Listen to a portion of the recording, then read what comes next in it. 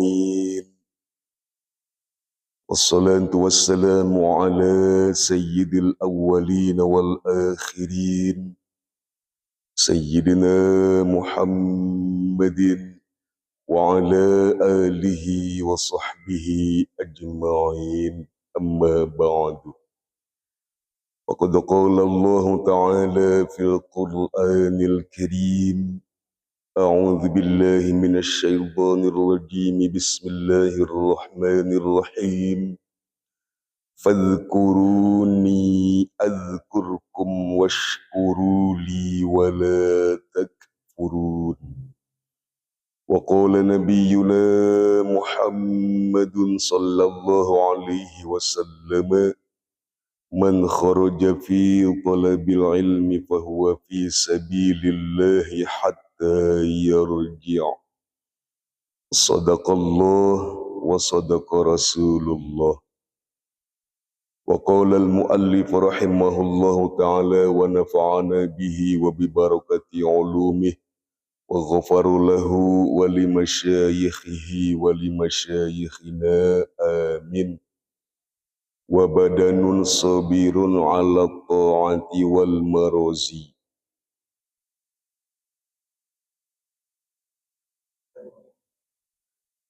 Dan badan yang sabar di bawah taat kepada Allah Subhanahu wa taala dan berbagai macam kebaikan. Wa qanaatun, dan yang ketiga sambungan dari ahad yang lalu bahwa bahagianya manusia itu adalah yang pertama qalbun alimun, hati yang bisa memahami akan Allah Ta'ala sebagai Khalik yang memerintahkan kepada manusia untuk beribadah.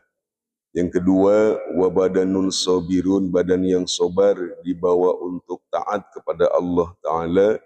Dan yang ketiga, wa qanaatun, yaitu qanaah.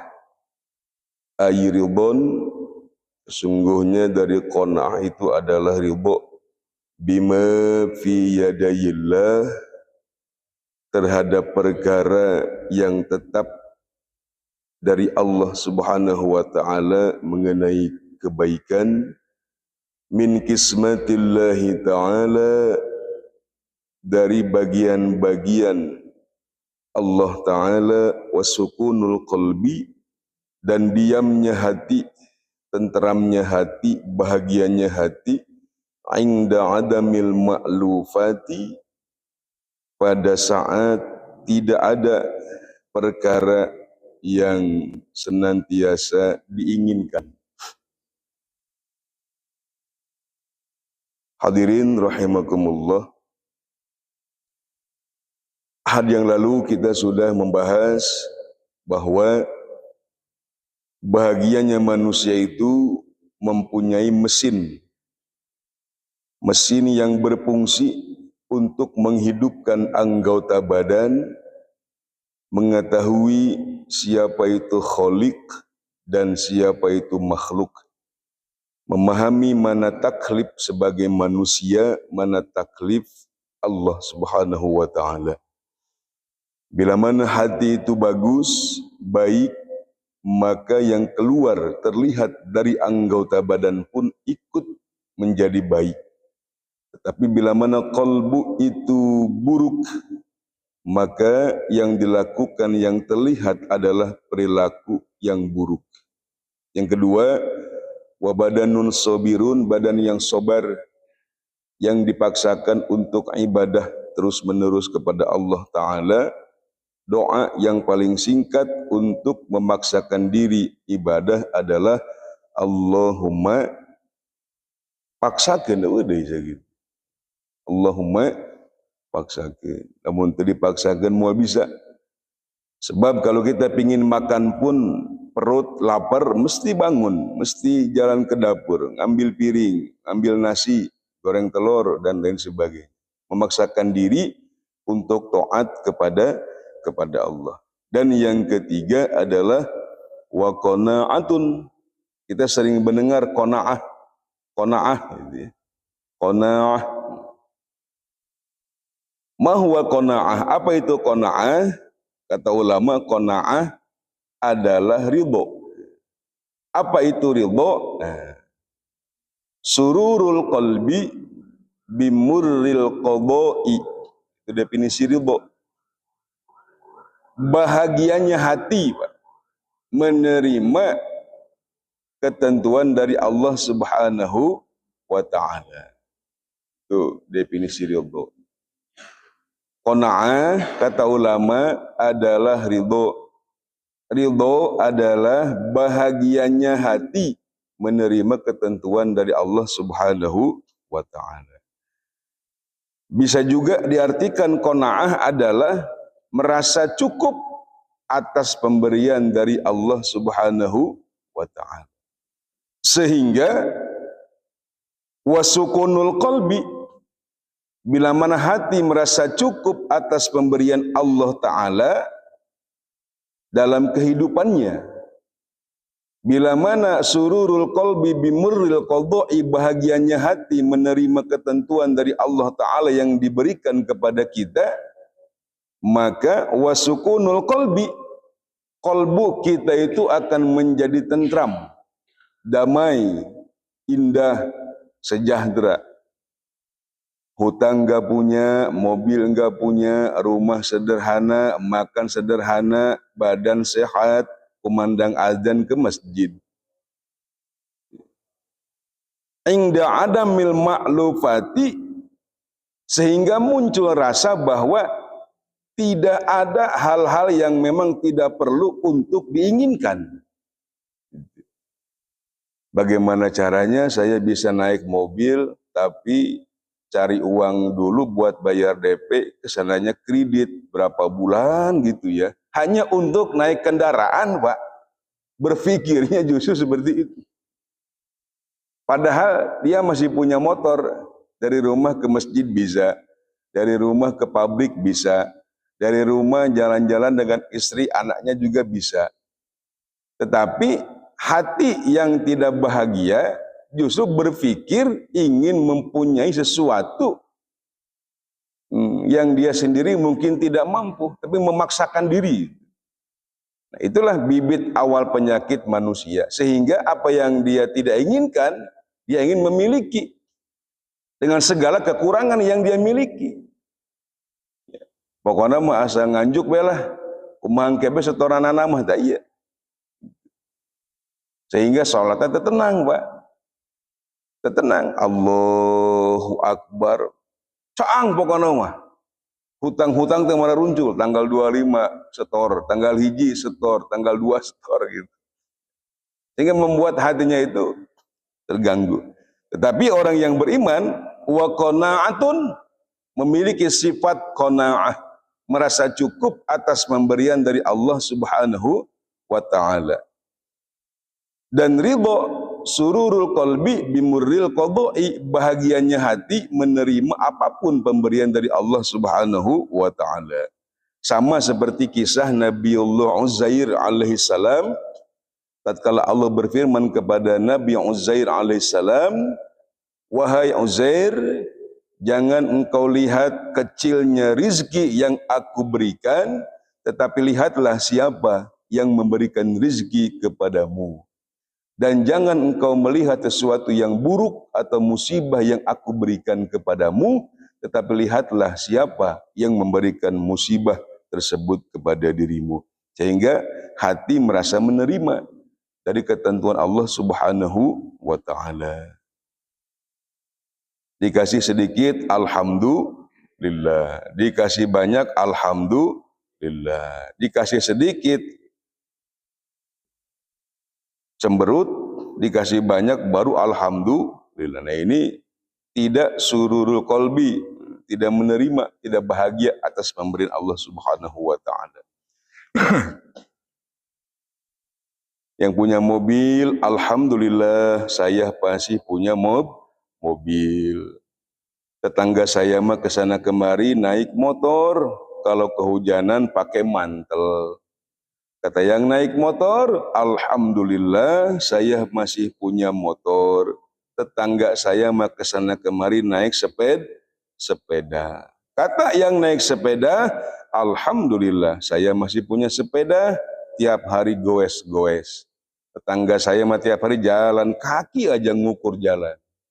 Kata yang jalan kaki, alhamdulillah saya masih bisa jalan kaki. Tetangga saya yang sebelah udah stroke. Kata yang stroke, alhamdulillah saya dikasih stroke masih hidup. Tetangga saya sebelah kemarin meninggal dunia. Ini qanaah Pak, merasa cukup atas pemberian Allah Subhanahu wa taala. Dan memang ini bukannya sulit tetapi butuh proses untuk menerima qada dan qadar yang Allah berikan. Syaratnya adalah rukun iman yang pertama, amantu billah, iman kepada Allah. Tidak akan beriman kepada qada dan qadar jika tidak beriman kepada Allah. Tidak akan pernah beriman dengan sebenar-benarnya iman memahami yaumil qiyamah jika tidak beriman kepada Allah. Tidak akan benar imannya kepada para rasul, para kitab, para malaikat jika tidak beriman kepada Allah. Tetapi jika sudah beriman kepada Allah dengan sebenar-benarnya iman, maka orang tersebut akan memahami, mengimani, menerima, percaya terhadap adanya para malaikat, para nabi dan rasul, kitab-kitab yang Allah turunkan sebelum Al-Quran, akan datangnya hari kiamat, dan menerima, meyakini adanya qada dan qadar, khairihi yang baik, wa syarrihi yang buruk, minallahi ta'ala, semuanya datang dari Allah Subhanahu wa ta'ala. Endog hayam keluar tina naon? Tina eta hayam. Tai kotok keluar di mana? Tina eta kan? Kebahagiaan yang kita terima yang memberi siapa? Allah. Musibah keburukan yang menimpa kita, yang memberikan musibah tersebut siapa? Allah. Yang punya surga siapa? Yang punya neraka siapa? Nah, sama Allahnya dekat apa jauh? Udah gitu aja. Gitu. Ya. Orang bersyukur pasti akan ditambah nikmatnya. Gitu. Orang bersabar pasti di balik sabar itu ada mutiara intan paling bahagia, yaitu pahala yang amat besar. Sehingga Allah berpesan dalam Al-Quran, fadhkuruni azkurkum washkuruli wala takfurun. Maka ingatlah kalian kepadaku, fadhkuruni azkurkum, niscaya aku pun akan ingat kepada kalian. Washkuruli, dan bersyukurlah kalian kepadaku, wala takfurun, dan janganlah kalian ingkar terhadap nikmatku, baik nikmat iman maupun nikmat Islam, kufur, nikmat iman. Mengingkari iman, mengingkari apa yang Allah berikan kepada kita. Sehingga hati merasa tenang, hati merasa bahagia, tentram terhadap yang Allah berikan, tidak membuat penyakit sendiri. Apa itu bibit penyakit? Ingin memiliki sesuatu yang memang tidak begitu penting untuk dimiliki. Zaman sekarang, kadang-kadang orang pusing itu bukan memikirkan kebutuhan hidup, Pak. Justru karena memikirkan kebutuhan hidup. HP sudah punya, tapi ingin ganti lagi iPhone. iPhone 11 sudah punya, ingin ganti lagi iPhone 14. Itu sebetulnya penyakit, Pak. Penyakit pikiran, penyakit kolbu. Dan khawatir justru tidak merasa untuk bersyukur menerima ketentuan dari Allah Subhanahu wa ta'ala. Bapak naik mobil yang mahal, apa sekarang Pak mobil, Pak? Dulu makan baby band ya. Zaman sekarang Alphard katakanlah. Saya naik Alphard deh. Saya naik mobil Alphard. Pak Haji Suroso, liatin saya naik mobil. Kata Pak Haji Suroso, wah bahagia tenan Pak Ustadz datang naik mobil Alphard. Justru saya yang bawa mobil pun bingung Pak. Kenapa? 2 hari lagi jatuh tempo. Pusing gitu. Manusia hanya menyangka-nyangka gitu. Sehingga menaiki mobil yang mahal pun tidak merasa tentram gitu. Jok yang tadinya empuk pun terasa keras Pak, seperti batu. Seperti itulah. Ya. Kata yang naik motor, kata yang lihat naik motor, bahagia pisan ya. Kau usah datang naik motor sambil ngerokok. Justru saya pusing sambil merokok juga. Mikirin BPKB belum setoran nih, jatuh tempo. Sehingga naik motornya pun tidak bahagia. Itu. Tetapi sebaliknya, orang yang naik sepeda, ya mobil Alphard liwat, dia mah goes aja. Motor liwat goes aja. Kenapa? Sepeda nggak setor, beli cash. Goes nikmat gitu. Jadi kenikmatan kolbu itu, bahagia kolbu itu tidak harus dengan fasilitas yang mewah, Pak. Ingin tentramnya hati tidak mesti sesuatu yang mahal untuk diinginkan dimiliki. Sesuatu yang mahal, yang indah bila mana dimiliki pun belum tentu bisa menyenangkan kolbu, bisa menyenangkan batin. Ya, pulang kerja capek ke rumah. Istri solehah cirinya adalah bila mana dipandang oleh suami, wajahnya itu membuat suami bahagia, Pak.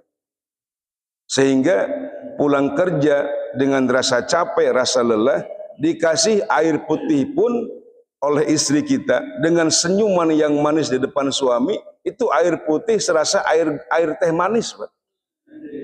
Itu. Tetapi sebaliknya, suami pulang kerja capek datang ke rumah, istri ngasih teh manis, wajahnya cemberut, bajunya acak-acakan, itu teh manis serasa pahit, Pak. Kenapa? Kolbu, Pak, berpengaruh. Kebahagiaan itu dalam kolbu. Rasa itu dalam kolbu, sementara rasa tidak bisa dilihat. Sementara rasa tidak berbentuk, tidak berwarna, hanya bisa dirasakan. Di mana tempat untuk merasa itu? Dalam kolbu. Bahagia. Saya ingin tanya, bahagia itu kata benda bukan, Pak? Bukan. Coba saya ingin tahu, bahagia itu bentuknya apa sih? Lonjong, segitiga, apa gimana?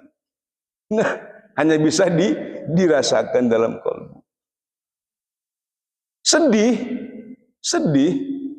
nangis, padahal nangis belum tentu sedih. Nangis bahagia juga ada. Sedih hanya bisa dirasakan dalam kolbu. Sedih itu tidak berbentuk, karena bukan benda, hanya bisa dirasakan. Maka usahakanlah kolbu kita, kata ulama, untuk qanaah, merasa cukup atas pemberian dari Allah Subhanahu wa taala, kemudian ridho, sururul qalbi bimurril qadai, bahagianya, tentramnya hati menerima ketentuan dari Allah Subhanahu wa taala, sehingga kolbunya tentram, pikirannya damai karena sudah menerima, merasa cukup atas pemberian Allah Subhanahu wa taala. Orang lain HP-nya iPhone, Pak Haji Suroso iPhone berapa? 14 ya. Ustaz Hasbullah iPhone 64 gitu. Ya, ya, Mang Malidin masih Nokia jadul, Pak. Wis syukuri aja. Yang penting bisa komunikasi, telepon, SMS, bisa SMS. Ketimbang HP-nya iPhone, nggak punya data, Pak, nggak punya pulsa, cuma nampang doang. Gitu. Kayak yang tadi naik mobil Alphard, pusing. Ya, itulah kebahagiaan yang sesungguhnya, tentramnya hati menerima ketentuan dari Allah Subhanahu wa taala. Al-ghina ghinan nafas, kebahagiaan itu adalah terletak pada kolbu. Bila mana kolbunya bersih, tentram, merasa cukup atas pemberian Allah Subhanahu wa taala, tidak panjang angan-angan, tidak kegoda, Pak. Orang lain beli mobil, kita yang iri dengki. Orang lain beli motor, kita yang panas. Orang lain beli termos, kita yang ngebul. Gitu. Ayah, kenapa? Orang lain udah beli mobil ya. Ayah kapan beli mobil? Ayah, tetangga udah beli motor baru. Ayah kapan beli motor baru? Pas tetangganya menikah lagi, ayah, si bapak anu menikah lagi. Kapan ayah menikah lagi? Mual gitu, mual. Ya. Fadhkuruni azkurkum washkuruli wala takfurun. Ingatlah kepada Allah, niscaya Allah akan mengingat kita. Dan bersyukurlah kalian kepada Allah, dan jangan ingkar terhadap nikmat yang Allah berikan kepada kita. Bila mana kita jaya, masih ingat terhadap Allah. Tatkala kita jatuh ada di bawah, Allah pun akan ingat kepada kita. Ya. Hadirin jamaah ta'lim rahimakumullah. Demikian untuk pagi hari ini mengenai kajian Nasaihul Ibad, maqalah as-sabi'ata asyarata, maqalah yang ke-17. Kita lanjutkan ke kajian fikih supaya Bapak Ibu semangat dalam beribadah. Cara memakmurkan masjid bagi kita jamaah, ya. Baik yang ada dalam kepengurusan masjid maupun di luar kepengurusan masjid, sama-sama dituntut untuk memakmurkan masjid-masjid Allah. Inna fi buyuti fil ardil masajidu, sesungguhnya rumahku di muka bumi ini adalah masjid-masjid. Wa inna zuwari fiha ummaruha, dan orang-orang dan pengunjung dari masjid-masjid tersebut adalah orang-orang yang memakmurkan masjid-masjid. Pertama, cara memakmurkan masjid bagi jamaah adalah satu, berjamaah sholat 5 waktu. Ini salah satu memakmurkan masjid. Yang kedua, kegiatan yang ada di masjid apa? Tolab ilmu, ya kita hadir atau niatnya tolab ilmu di masjid yang waktunya sudah ditentukan oleh Dewan Takmir Masjid.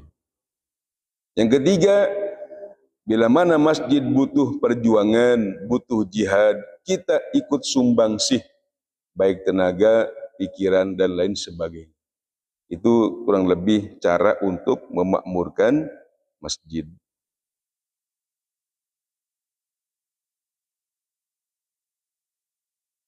Tiga perkara, bila mana kita mengetahui akan tiga perkara tersebut, minal khairi wal barokah, di dalamnya terkandung berbagai macam kebaikan dan keberkahan. Nah, yang tadi ini sangkut pautnya dengan keberkahan, Pak. Yang hati tentram. Jadi jika Bapak Ibu ingin rizkinya lancar, dimudahkan segala urusan oleh Allah Subhanahu wa taala, sebetulnya tidak mesti jauh-jauh datang ke kiai, ke habib, ziarah apalagi. Tinggal melaksanakan sunnah-sunnah Nabi Sallallahu Alaihi Wasallam. Ya. Pertama, jika rizki ingin lancar, yang jarang orang lain lakukan, pertama nih, sudah ada di dalam masjid, sudah dalam keadaan suci dari 2 hadas. Berada di dalam masjid sebelum kumandang azan. Ayo, ini salah satu yang menjadikan sebab rizki kita mengalir deras. Sebelum kumandang azan di masjid, kita sudah ada di dalam masjid. Ini tidak semua orang bisa, Pak. Bukannya bisa, tidak semua orang melakukan. Walaupun bisa sebetulnya, Umat. Cuman tidak semua orang melakukan. Sebelum kumandang azan sudah ada di masjid. Nah, Kemudian bila mana ingin mendapat kebaikan, rezeki lancar dan kebarokahan, ziyadatul khair alal khair, kesehatannya dimanfaatkan untuk ibadah, Allah tambah sehatnya. Hartanya disyukuri, sebagian dibelanjakan di jalan Allah, Allah tambah hartanya. Ziyadatul khair alal khair, bertambahnya kebaikan dari Allah Subhanahu wa taala yang diberikan oleh Allah kepada mereka, orang yang bersyukur. Nah, 3 perkara bila mana manusia memahami, mengetahui akan besarnya 3 perkara tersebut, niscaya 3 perkara ini akan diundi, Pak. Akan diundi. Apa 3 perkara tersebut? Pertama, at-ta'zinu bis shalah, mengumandangkan azan di mana datang waktu sholat. Berarti orang yang mengumandangkan azan itu, Pak, pahalanya sangat besar, yang tidak semua orang lakukan, Pak. Ya. Alhamdulillah di sini Ustaz Hasbullah sebagai muadzin, ya. Karena sengaja Dewan Takmir Masjid justru memilih seseorang supaya tidak sembarangan orang yang azan, karena ada ketentuan syarat azan itu, ada ketentuannya, sehingga Dewan Takmir Masjid Besar Miftahul Taqwa itu menentukan seseorang, yaitu Ustaz Lukman. Karena tidak semua orang mau azan, Pak. Suaranya bagus, napasnya panjang, qori, ya, di masjid nggak ada yang azan, kumandang azan, karena tidak ada muadzin yang dihonor, yang dikasih honor tiap bulan. Sehingga masjid kadang-kadang yang azan anak-anak. Masjid jami, masjid besar yang azan anak-anak yang belum baligh, Pak. Kadang kakek-kakek yang azan Allahu Akbar, batuknya 4 kali, kan gitu. Ya. Ayo jangan sampai punya suara bagus, napasnya panjang, bisa punya dasar seni qiraah, tapi tidak peduli terhadap masjid. Tapi jika diundang acara Isra Mi'raj, diundang acara Maulid, itu qori, datang, Pak. Tapi masjid tidak ada yang azan, diam aja. Ayo, jangan sama seperti itu. Mengumandangkan azan merupakan fadilah yang sangat besar. Jika kita mengetahui keutamaan fadilah azan, maka kata hadis ini, niscaya akan diundi, Pak. Atau daftar. Haji Suroso udah daftar. Apa Haji? Pak Haji, hari Senin azan saya. 5 waktu? Enggak, sewaktu aja. Nanti kapan? Waktu subuh. Nanti zuhurnya Iqbal. Orang lain mau azan zuhur enggak boleh. Sudah terdata. Zuhur sekarang Iqbal yang azan. Nanti asar. Bagian Pak Ahmad Wahyudi. Kata Pak Wahyudi, awas jangan coba-coba kalian mengumandangkan azan tanpa izin saya. Kenapa? Saya sudah daftar hari ini asar bagian saya. Tuh. Pak Wahyudi, gimana kalau saya tukar? Pak Wahyudi jangan azan, nih uang 2 juta. No, kata Pak Wahyudi.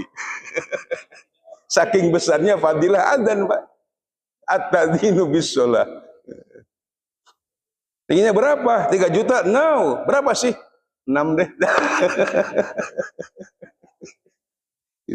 At-ta'dzinu bis shalah.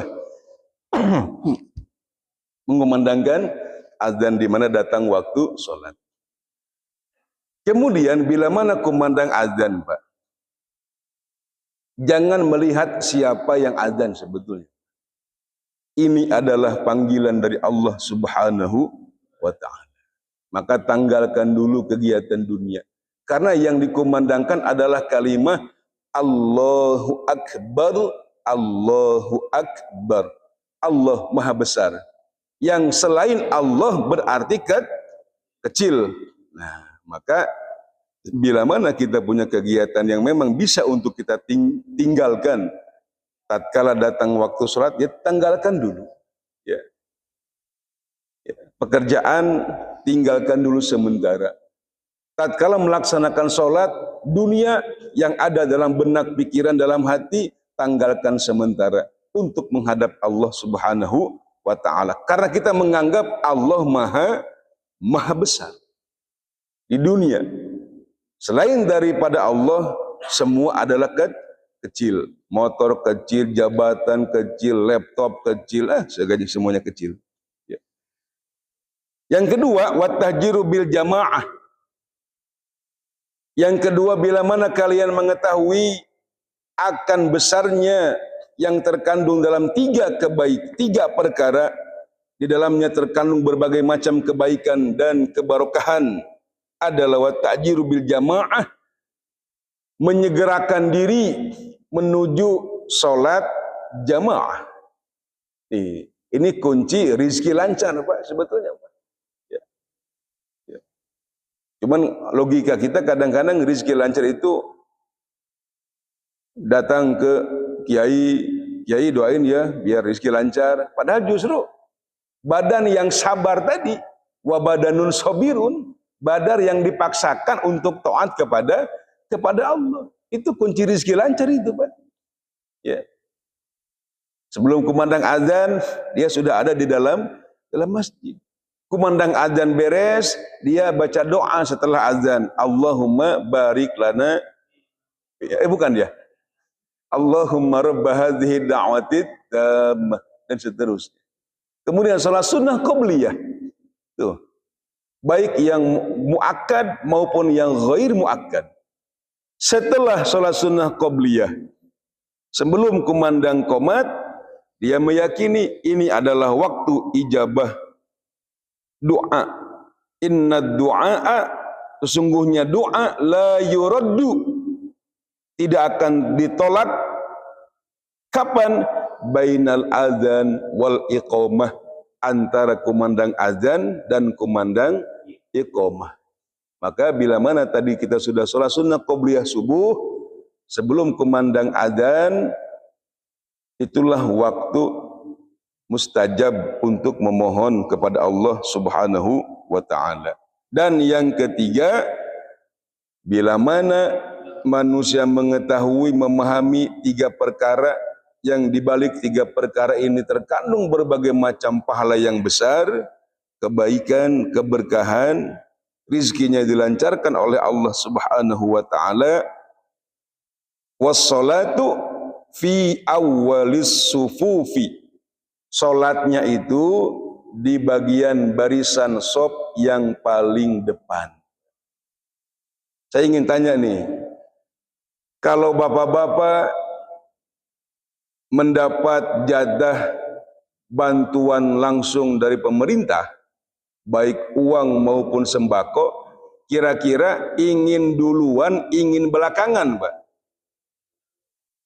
Kalau sama Prabowo nih dikasih beras, uang 1 juta gitu kan, usah datang Pak Haji Suroso, Pak Haji Komara, ya Iqbal, kira-kira ingin duluan, ingin belakangan menerimanya? Ingin duluan.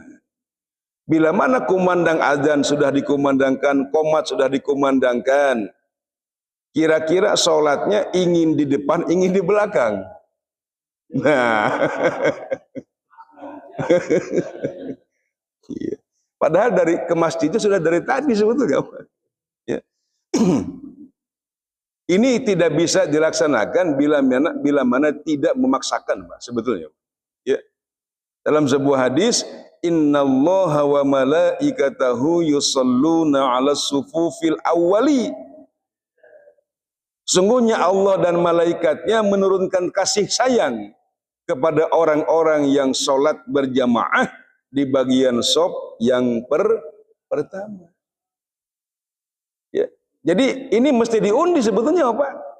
Orang-orang yang duduk sholat berjamaah di shaf yang pertama itu mestinya diundi, gitu. Saking besarnya kebaikan yang ada di dalamnya. Ya. Justru kita malah mundur-mundur, Pak.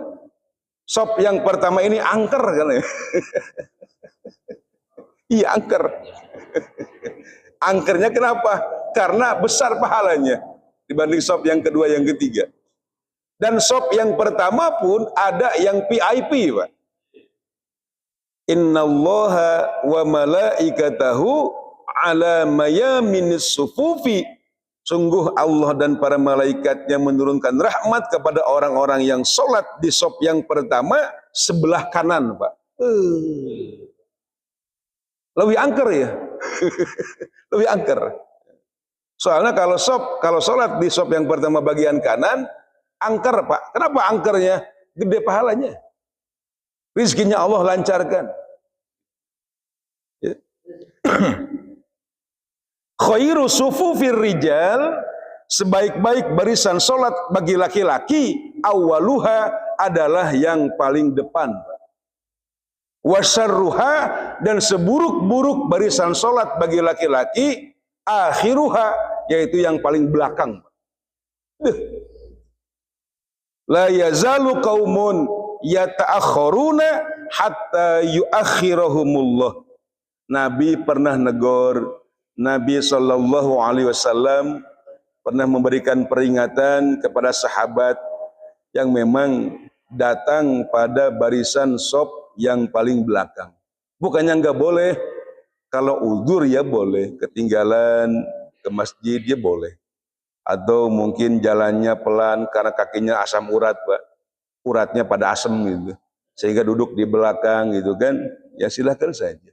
Tapi bagi yang sering-sering yang menyengajakan diri sholat di belakang, apalagi sholat Jum'ah, Pak, sengaja di belakang, khotib sedang berkhutbah masih nongkrong di warung ngopi, masih ngerokok.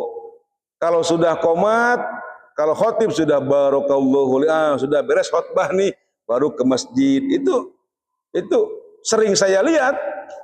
Kalau saya khutbah ngisi di sini jadwal nih, Pak, itu lagi khutbah masih ada yang nongkrong di warung gitu. Pikirnya belum sholat Jumat katanya. Khutbah itu bagian daripada sholat. Ya.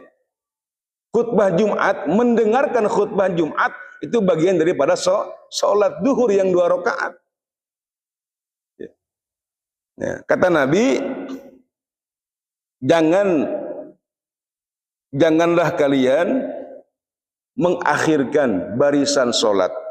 Bila mana kalian mengakhirkan barisan sholat, maka Allah pun akan mengakhirkan urusan kalian. Pantas, bila mana rizkinya agak mandek, Allah akhirkan rizkinya. Kenapa? Sholatnya pun sering di belakang. Jadi bukan masuk ke masjid, bukan cari tempat yang kosong di depan, masuk ke masjid cari tiang tembok buat sandaran. Nah, itulah bagian daripada sholat berjamaah. Ini juga bagian daripada memakmurkan masjid. Kenapa sop barisan paling kanan itu lebih istimewa? Karena kata sahabat, bila Nabi mengakhirkan sholat, membaca salam, Nabi menengok terlebih dahulu ke arah kiri, ke arah kanan. Ke arah kanan. Sehingga kami berada dalam posisi sebelah kanan.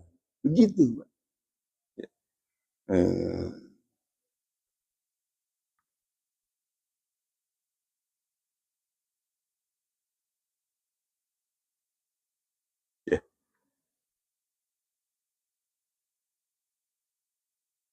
Barangkali itu saja kajian untuk pagi hari ini. Semoga bermanfaat untuk saya dan untuk jamaah semua. Kita makmurkan masjid bersama-sama, karena hanya orang berimanlah, hanya orang-orang yang berimanlah yang memakmurkan masjid-masjid Allah. Dan ciri orang beriman yang memakmurkan masjid-masjid Allah adalah mereka yang beriman kepada Allah, mendirikan sholat, menunaikan zakat, tidak ada rasa takut, walam yakhsha, tidak pernah takut orang beriman itu. Ya. Illallah, kecuali takutnya hanya kepada Allah. Dan orang-orang yang memakmurkan masjid diharapkan, kata Allah, menjadi bagian daripada golongan orang-orang yang senantiasa mendapatkan petunjuk. Sehingga kita diajarkan oleh Nabi doa untuk kita dan doa untuk saudara kita. yang belum memang datang ke masjid. Karena tidak sedikit atau mungkin ada saja yang badannya sehat tetapi tidak mau diajak untuk taat, Pak. Seolah-olah kalau ke masjid itu khawatir pulang dari masjid jadi meriangan, Pak. Khawatir kalau badan dibawa ke masjid sholat Jum'ah, nanti pulang sholat Jum'at ini jadi kurang enak badan. Padahal enggak seperti itu. Wa badanun sobirun, badan yang dipaksakan untuk taat kepada Allah. Ada yang dekat ke masjid tapi kolbunya jauh, Pak.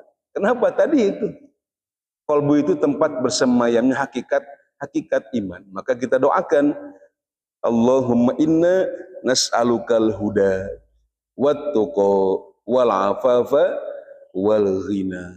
Doa untuk kita dan doa untuk saudara-saudara kita. Wallahu a'lam bis-shawab. Assalamualaikum warahmatullahi wabarakatuh. Subhanakallahumma wa bihamdika asyhadu an la ilaha illa anta astaghfiruka wa atubu ilaik.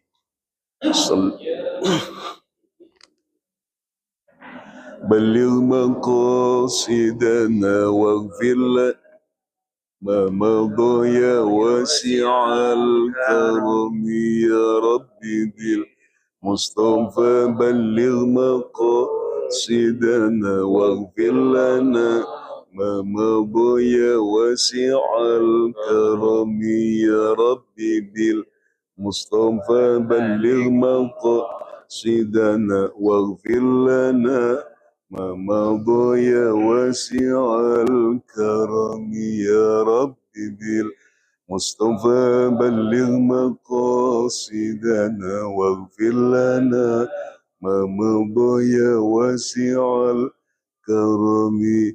Allahumma salli wa sallim wa barik alaihi wa ala alihi. Allahu Akbar. Subhanallah walhamdulillah wa la ilaha illallah wallahu akbar.